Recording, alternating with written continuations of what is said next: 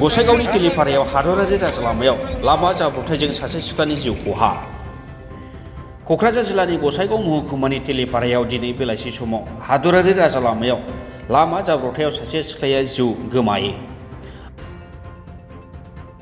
आसाम बंग सिमानि सरजाम घुटु गामिनि रुंसारि निकलास मुर्मुनि 23 बोसोर बैसोनि फिसाजो धानि मुर्मुखौ बेलासिनि 3 रिंगासोआव हादरारि राजालामा बारस'नाय समाव गोबारै खारनाय गंसे फिसा गारिया सौग्रावनायनि जाउनाव जायगायावनो जिउ गोमायो।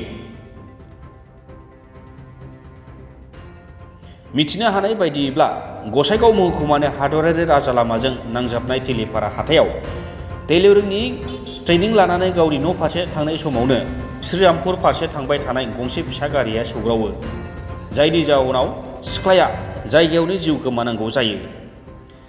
बे दुखुनांथाव जाथाया जानायनि उनाव जाथाय जानाय जायगायाव गसाइगाव पुलिसा नुजाथिहैनानै गोथै सहखौ पस्टमर्टेम खालामनायनि राहा खालामो आरो जाब्रबथाय खालामनाय गारिखौ नागिरनायखौ जागायो।